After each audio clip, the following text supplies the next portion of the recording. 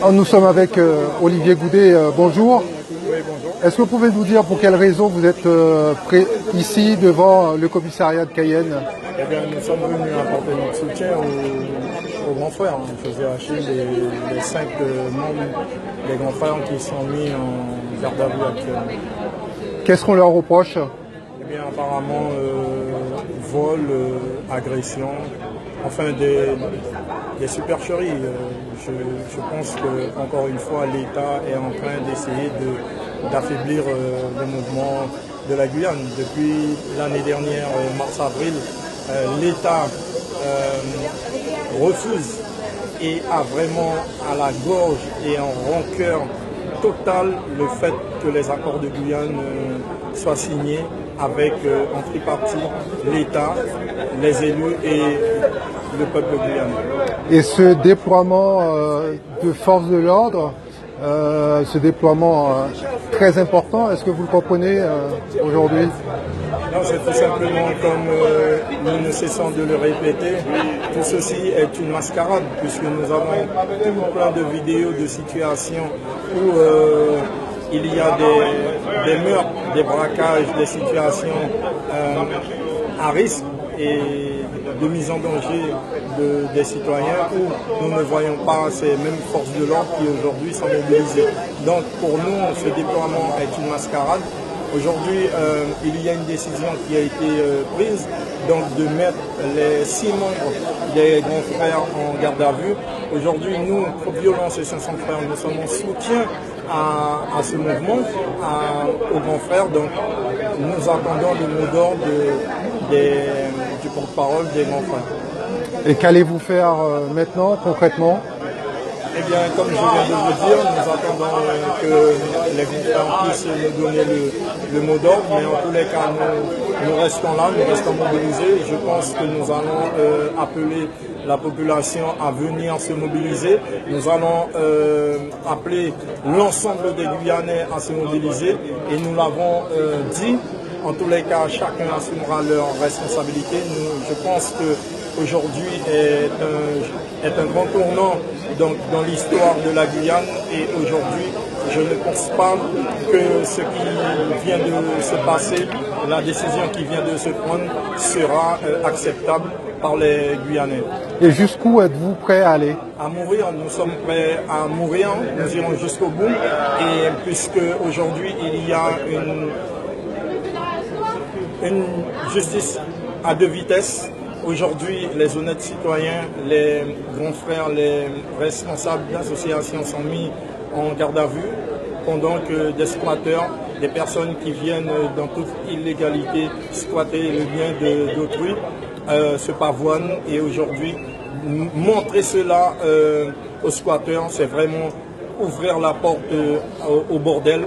Et donc, si c'est cette décision qui est prise, eh bien moi j'appelle vraiment à la responsabilité de tous et je leur dis, c'est mignon, il ne faut pas qu'il ça passe comme ça. Donc, rappelez-vous, 1996, le rectorat, eh bien, il y a toujours un élément déclencheur peut-être pour pouvoir faire en sorte que le mois de novembre soit toujours le mois de la révolte.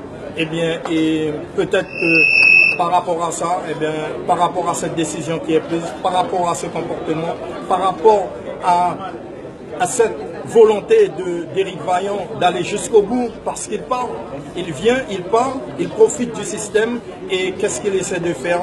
De malmener, d'appauvrir et de mettre en garde à vue nos frères. Alors, les grands frères auront la charge de prendre cette décision et de faire en sorte que nous puissions, nous également, transmettre le mot d'ordre. Et puis ça qui est fait est bien fait. Merci Olivier Goudet.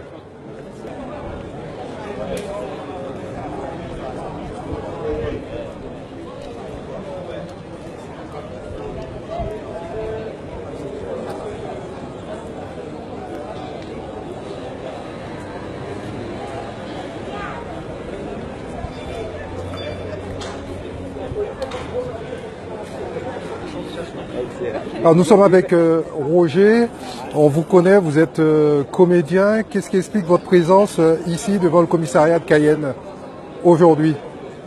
un beau côté force, mon camarade, mon frère, il est metté là, il est convoqué.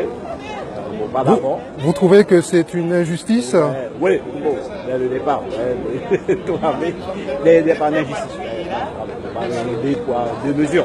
Ça va aller même. Puisque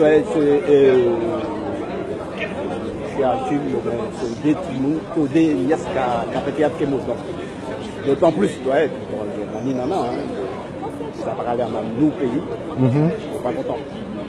C'est un petit peu normal, hein. Moi je trouve que ce qui se passe, le système français serait grand qu'on change un petit peu leur fusil d'épaule parce que ça ne va pas. On ne peut pas me dire que des gens qui volent des gens, des squatteurs qui envahissent ta maison, qui mettent la sécurité de chacun en péril, portent plainte et puis ces plaintes-là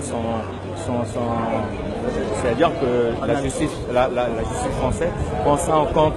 Et le Guyanais maintenant qui se plaint de pas mal de choses, revendique ses droits, celui qui paie ses impôts, est considéré comme un malhonnête, d'ailleurs on vit chez nous comme des gens qui sont en prison puisque partout c'est des grilles. Si tu n'as pas de grille chez toi, tu es cambriolé. La nuit, tu dors, tu es obligé de dormir avec un œil ouvert parce que tu n'as plus de tranquillité, donc c'est pas normal. Mais bon, on a très bien compris, hein, le procureur lui parle, il n'a rien à foutre des Guyanais. Moi, je ne peux pas accepter ça, donc je dis ce qu'il a dit. Hein. Moi, je suis contre ce genre d'injustice. Il serait grand temps que le système français se mette un petit peu au garde à vous envers nous. Et ce déploiement disproportionné de policiers, de gendarmes? Ça prouve ce qu'on dit. Hein. Et pourtant, je vois que ce sont mes amis qui sont là. Mais je n'ai pas peur de dire que bon, ils font leur boulot. Hein. On ne peut pas les empêcher de faire leur boulot. Mais ceux qui sont là-bas, par contre, c'est pas normal. C'est pas normal qu'il y ait autant de gendarmes pour protéger les squatteurs. Alors que quand toi, tu les appelles pour qu'ils viennent faire une intervention pour toi, non, ils sont chez eux tranquillement. D'ailleurs, j'ai eu l'occasion de faire cette chanson. Hein. Quand ils viennent ici, ils viennent au soleil, ils viennent aux vacances. Alors nous sommes avec Eric, vous également, vous êtes venu spontanément soutenir les grands frères, vous êtes devant le commissariat, quelles sont vos motivations? Alors premièrement, je vais dire que l'État, c'est normal, défend les squatteurs, parce que le premier squatteur, c'est l'État. Alors c'est normal qu'il les défende. Et là, je suis là parce que comme j'ai créé une association des combattants de l'injustice, et je vois qu'il y a une injustice qui se passe en ce moment, et je trouve c'est inadmissible que je ne sois pas là.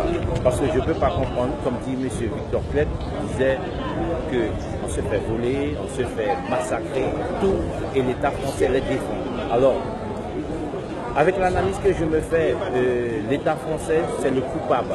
Ce sont les grands frères des squatteurs, parce qu'ils sont les premiers squatteurs en Guyane, l'État français. Alors là, je serai avec mes amis, mes compatriotes, et voilà, je suis là pour les soutenir. Et vous attendez la décision Automatiquement, je ne parle pas tout le temps, il n'y a pas de décision. Voilà, on attend la décision pour tout le monde. Vous espérez que cette décision sera en faveur? Non, mais j'espère même pas que ce soit en faveur. Il n'y a rien dans le dossier. C'est un dossier qui est creux. Ce n'est pas les grands frères qui sont là pour les groupes violents qui sont là pour défendre les gens qui ne peuvent pas se défendre, que je serai contre eux et qu'il y aura une justice contre eux. Non, ça ira plus loin. Très bien. Merci.